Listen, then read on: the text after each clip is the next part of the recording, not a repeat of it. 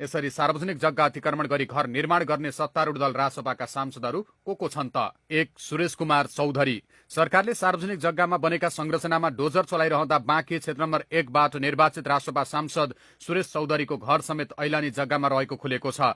बाँकीको कोलपुर नगरपालिका 2 सिमलघारी स्थित उनको 2 तले घर ऐलानी जग्गामा बनेको छ। करिब 2 कट्ठा क्षेत्रफलमा बनेको उक्त घर उनका जेठा छोराको नाममा रहेको र परिवार हाल त्यही बसोबास गर्दै आएको छ। तर सांसद चौधरीले आफूहरू सुकुम्बासी नभई अव्यवस्थित बसोबासी भएको दावी गर्दै आएका छन्। 2. केपी खनाल। कैलाली क्षेत्र नम्बर 2 बाट निर्वाचित रासपा सांसद खनालको घर पनि ऐलानी जग्गामै बनेको छ। कैलालीको लम्कीचुवा नगरपालिका 1 बस पार्क नजिकै रहेको उनको 3 तले घर नक्सा पास बिना निर्माण भएको खुलेको छ। उनीसँग उक्त जग्गाको लाल पूर्जा समेत छैन। निर्वाचनका बेला भोट माग्ने क्रममा उनले आफूलाई सुकुम्बासीको छोरो भन्दै चिनाएका थिए। यति बेला खनाल सुकुम्बासीहरूको समस्यामा कतै नदेखिएको र नबोलेको भन्दै आलोचना भइरहेको छ भने कानून सबैका लागि बराबर हुनुपर्ने भन्दै उनको घरमा समेत डोजर चलाउनु पर्ने आवाज उठिरहेको छ। 3. भरत पराजुली। काठमाडौँको शङ्खमूल स्थित सुकुम्बासी बस्तीमा डोजर चल्दा एउटा घरको नजिक पुगेर रोकियो। धोबीखोला करिडोरमा लाल पूर्जा देखाउँदै कतिपय घरमा डोजर चले, तर त्यो खास एउटा घरमा पुगेर डोजर किन रोकियो भन्ने चासो बढेको छ। त्यो घर सिन्धुपाल्चोक 1 बाट निर्वाचित रासपा सांसद भरत पराजुलीको हो। पराजुलीको भत्किनु पर्ने घरमा समेत डोजर नचलेको भन्दै अहिले तीव्र आलोचना भइरहेको छ। 4. सागर ढकाल। गुल्मीबाट निर्वाचित रासपा सांसद सागर ढकालको बुटोल 8 मा रहेको घर पनि खोलाको मापदण्ड मिचेर बनाएको पाइएको छ। यस विषयमा पटक पटक कुरा उठाउँदा समेत कुनै सुनवाई नभएको गुनासो स्थानीयको छ। अहिले सागर ढकालको महलमा कहिले डोजर चल्छ भन्ने प्रश्न आम नागरिकले गरिरहेका छन्। मेरो मात्रै होइन, मेरो हजुरबा जिजुबा जो जसको छ सबै कानुन अनुसार हुनुपर्छ। मलाई मात्रै होइन, सबै नेपालीले एउटै कानुन हुन्छ है।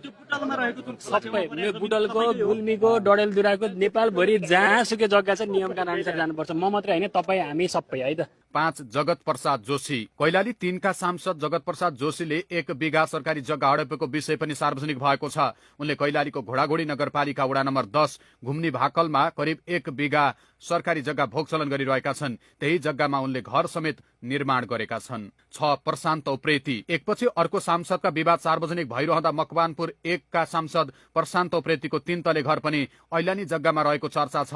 तर उनले यसबारेमा आफूलाई थाहा नभएको र घरमा सोध्नुपर्ने भन्दै पन्छिँदै आएका छन्। 7. शम्भु प्रसाद ढकाल। झापा 4 बाट निर्वाचित रासपा सांसदको घर पनि ऐलानी जग्गामा निर्माण भएको छ। हाल उनको परिवार त्यही घरमा बसोबास गरिरहेको छ। ऐलानी जग्गामा घर हुनुलाई सुकुम्बासीसँग जोडेर हेर्न नहुने भन्दै उनले आफ्नो घर ऐलानी जग्गामा रहेको स्वीकार गरेका छन्। ऐलानी जग्गामा बसेको भनेको अतिक्रमण हो र यसले चाहिँ अतिक्रमण गरेर खाए फलानु सांसद मेरो घर ऐलानी जग्गामा छ त। ऐलानी जग्गामा बस्नु भनेको अतिक्रमण गर्नु होइन नि त। तपाईँ गएर हेर्न सक्नुहुन्छ त।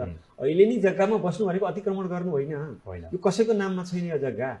व्यक्तिले चाहिँ आफूले भोगचलन गरिरहेछ र त्यो जग्गामा उसको काहीँ छैन र छ पनि। या अगाडि चाहिँ अलिकति नम्बरी जग्गा छ, ऐलानी जग्गामा घर बनेको छ, या चाहिँ ऐलानी मात्रै छ, यहाँ दोहोरो छ। उसले त्यही खेतीपाती गरेको छ, बुवाले गर्नुभएको छ, छोरोले नाति अधिकांशको छ, सबैको छ। र राज्यले उहिलेदेखि के भन्यो भने तिमीहरूलाई धनी पूर्जा दिन्छु। मैले थाहा पाउँदाखेरि म 50 पुगेँ उमेर, मैले 15-16 वर्षदेखि भन्दै आएको त्यो दर्ता गर्दै कतिपटक त काठमाडौँ बस्दा नभएर उतै राजुले आमाहरूले दर्ता गर्नुभयो, नाम दर्ता गर्नुभयो, त्यो आइरहेको छैन।